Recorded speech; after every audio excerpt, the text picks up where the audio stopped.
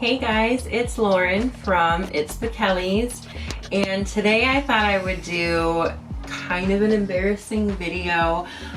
We are somewhat fresh back home from our safari, and you guys, before I left for the safari, even back when we booked it, not before I left, we booked it like a year in advance because it was our honeymoon, and I researched everything. I watched every vlog, I read every blog, Pinterest all over the place, asked all my friends that have ever been on a safari. I said, what did you pack? What did you need? What didn't you use? Everything like that. Now I know everywhere around Africa, all the national parks are super different. Of course, we went to Kruger National Park in South Africa. Hopefully you watched all of our videos about it. But I definitely made some packing mistakes, and when I go on a safari again, I'm not gonna make these mistakes again. So the first thing I should mention is that we did our trip in July. And what a lot of people don't realize is that that's actually winter in South Africa. Here in America, it's definitely summer, but there it's winter.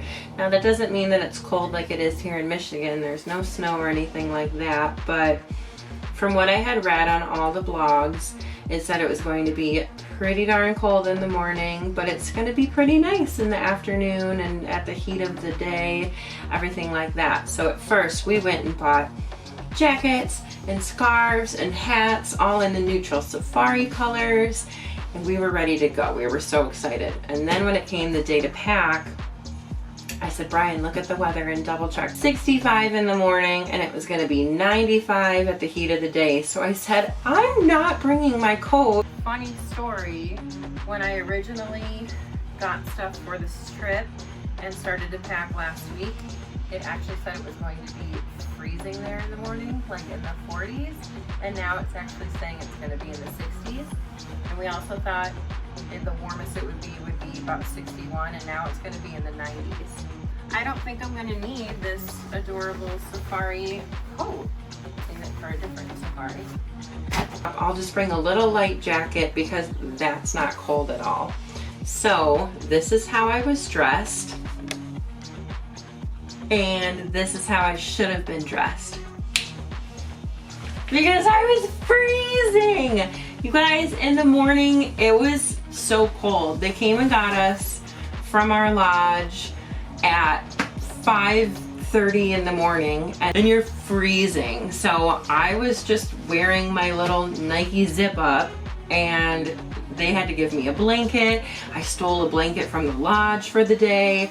I was absolutely freezing. So I don't know, maybe it was a known thing that South African winters are freezing, but I really didn't think anything of it, especially when the weather said it was going to be warmer, and that was the #1 biggest mistake. So one of the other things, which certainly wasn't that big of a deal, but we had read, bring bug spray, bring bug spray. Spray all your clothes down with bug spray, bug spray, bug spray, bug spray. So we had gotten bug spray wipes, which I really like to travel with, and in case that wasn't going to be enough, we brought all of these 100% DEET, because you never know. Africa, they talked about tsetse flies, they talked about mosquitoes, all the different diseases that mosquitoes have. Yeah, bring bug spray. We didn't use bug spray once. We didn't see a single flying insect. We didn't see any mosquitoes. We didn't need any of this. But we're gonna save it and bring it on another trip, so that's okay. So the next thing, every single blog that I read said, make sure you pack a safari hat. So as soon as we knew we were going on a safari, that's the first thing that I bought. And you know, keep the sun out of your eyes, keep the sun off of your neck, don't get a sunburn, blah, blah, blah. So I bought this off of Amazon. So cute, right? And then it has this strap, which looks really stupid, but the whole reason you don't need it, you can't leave your safari truck anyway because there's wild animals. So you're driving along, the sun's not beating down on you. The sun's beating down on your arms, but the sun's not beating down on your head. And you're moving so fast, and like I said, it's an open air vehicle, that the whole time your hat's like, and then it gets caught. And that's why you have this strap. So after day 1, I didn't use it at all. Actually, it was just in my bag the whole time because I didn't need it. Brian wore his all the time because he's obsessed with this safari hat. He thinks he looks like Indiana Jones and he loves it. So he wore it every single day on his safari. He got a lot of use out of it. I didn't. So didn't really need a safari hat. So probably one of the last things that I brought and didn't really need to was binoculars. So I did get some, again, as soon as I knew we were going on a safari, because every single blog said you needed binoculars. They're cute and compact and like, oh look, there's a rhino. We didn't see a rhino. Oh look, there's this. Oh look, there's this. We didn't use it at all because the whole time I had this big sucker, and the whole time I'm looking for something, if I find one, I'm gonna snap pictures of it. So instead of looking at a binocular, I guess you could take in the moment, but no, I wanna capture it on film. So the whole time I'm looking like this. So there was no need for binoculars. Maybe for Brian, but he was doing videos and I was doing photos, so we really didn't need it. The really funny thing is when we were packing, we could not find the binoculars. I was so upset, and then we found them. We were so happy, and we didn't use them.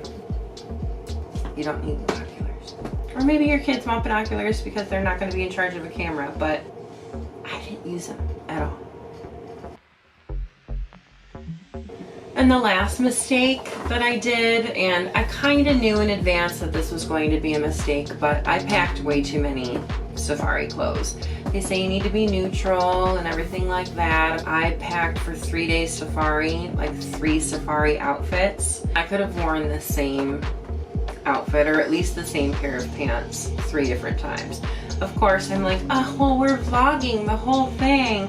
I need to look really cute and really different. But again, you're not getting out of the vehicle, so I could have definitely gone away with just wearing the same basic safari outfit the whole time. Now, I can't just be negative the whole time. Like, Lauren, you didn't pack right, but guess what? You did a couple things right. So the things I was really proud of myself for doing, and the things that I was really glad I brought on the safari with me, my big camera with my big lens and this little tripod. It can be a tripod, it can just, you can hold it. Another thing is we brought 2 cameras. I had that one to take pictures with, and I had another one just for videos. So this one was mine. Brian wasn't allowed to touch it. And then he had one that was strictly for video, which is actually what I'm filming on right now, so I can't show it to you. But that was really nice because he could take video, I could take photos. Even if I was on a solo safari, I probably would still have this with my long lens and then another camera with me at all times, just so I don't have to keep changing my lens out. This is really good when something is further away, but then sometimes there's an elephant that came, you know, right up to our car, and there's no way that I could take a picture with this at all. Then I needed my phone or of course a different camera. So I definitely recommend 2 cameras. And I guess the last few little things, I'm really glad that I had a day bag with me that had everything I needed. Chargers, extra batteries, I had snacks, sunglasses, a little scarf for when my hair started blowing around everywhere, sunscreen, that sort of thing, and definitely the chargers, because if you're on a full day safari, you leave at 5 a.m., you get home at 5 p.m., that's a lot of time when you're taking pictures the entire time. So I hope that was all really helpful. If you're watching this, hopefully that means that you're going on a safari soon, whether it be in South Africa or Botswana or Tanzania, anything like that. I hope you have a great time, and I hope this is really helpful. Just make sure to check the weather, pack correctly, and see what you really need to maximize your safari and make everything perfect. See you next time.